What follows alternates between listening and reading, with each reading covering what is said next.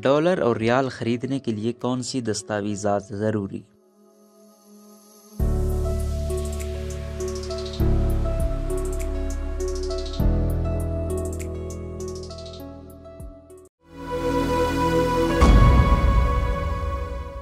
वसीम अब्बासी के मुताबिक state bank की जानिब से ओपन मार्केट से डॉलर खरीदने पर पाबंदियां मजीद सख्त कर दी गई और मनी एक्सचेंजर्स को दी जाने वाली नई हिदायत के तहत अब $2000 की मालियत से ज़ायद कोई भी दीगर गैर मुल्की करेंसी खरीदने के लिए शनाख्ती कार्ड के अलावा बैंक स्टेटमेंट, वीज़ा, टिकट या दीगर दस्तावेजात देना लाजमी होंगी। करेंसी डीलर्स के मुताबिक गुज़िश्ता दिनों स्टेट बैंक की एक्सचेंज पॉलिसी डिपार्टमेंट की जानिब से ओपन मार्केट से डॉलर खरीदने वालों के लिए नई हिदायत जारी की गई है, जिसके बायस अब आम आदमी के लिए बगैर वजह डॉलर्स खरीदना इंतहाई मुश्किल हो गया है। उर्दू न्यूज के राब्ता करने पर स्टेट बैंक के तर्जमान आबिद कमर का कहना था कि स्टेट बैंक मुल्क में डॉलर्स की कमी की वजह से इस अमर को यकीनी बना रहा है कि डॉलर्स या गैर मुल्की करेंसी सिर्फ उन अफराद को दी जाए जिनको इसकी हकीकी जरूरत है। उनका कहना था कि कंट्रोल्स लगाने का मकसद यह है कि डॉलर जखीरा करने की रविश को कम किया जाए। उनका कहना था कि ये हिदायत EPD की तरफ से जारी की जाती है। फाइनेंशियल एक्शन टास्क फोर्स की हिदायत के मुताबिक भी पहले ही तमाम माली इदारों को अपने कस्टमर्स के बारे में मुकम्मल मालूमात रखने की हिदायत है।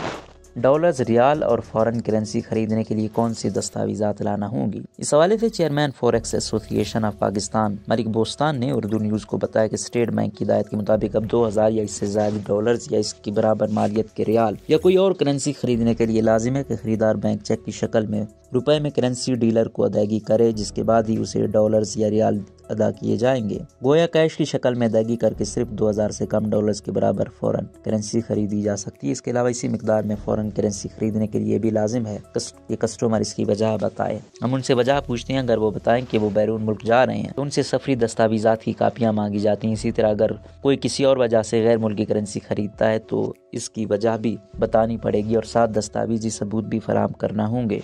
इसके बाद खरीदार को अपनी आमदन का जरिया भी बताना पड़ेगा और इस सिलसिले में सर्विस कार्ड वगैरह की कापी देना होगी। इस तरह अगर कोई शख्स $10,000 से ज्यादा करेंसी खरीदेगा तो उसे बैंक स्टेटमेंट भी साथ लगाना होगी। इसके अलावा एक दिन में ज्यादा से ज्यादा $10,000 और एक साल में ज्यादा से ज्यादा $1,00,000 की खरीदारी की हद भी मुकर्रर कर दी गई है। मलिक बोस्तान के मुताबिक $2000 से कम गैर मुल्की करेंसी की खरीद पर ज्यादा दस्तावेजात तलब नहीं की जाती और सिर्फ ज़बानी मालूमात के बाद भी करेंसी दी जाती है। उनका कहना था कि नई हिदायत के बाद अब सरमायाकारी के लिए डॉलर्स खरीदने वालों की तादाद ना होने के बराबर रह गई और सिर्फ सफर या किसी खास मकसद के तहत ही डॉलर्स लिए जा रहे हैं, जिस वजह से डॉलर के रेट में भी कमी आ रही है और इसकी किल्लत भी कम हो रही है। मलिक बोस्तान के मुताबिक माजी में लोग बगैर तफसीलात बताए बड़ी मिकदार में डॉलर्स खरीद कर रखते रहे हैं और इसे एक तरह की सरमायाकारी समझते रहे हैं। उनका कहना था कि 2008 से अब तक जिन लोगों ने डॉलर्स रखे हुए थे उनकी कीमत फी डॉलर ₹54 से ₹240 तक जाने से उन्होंने खतीर मुनाफा कमाया। ताहम अगर डॉलर की कीमत मुस्तहकम हो जाए तो फिर इसमें सरमायाकारी का रुझान भी खत्म हो जाता है।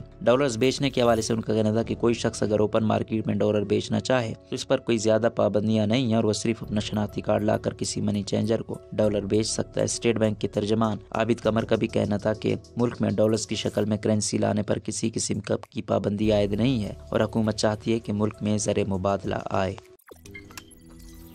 रोजनामा कुदरत की वीडियो देखने के लिए अभी YouTube चैनल पर सब्सक्राइब करें और बेल आइकन पर भी क्लिक करें।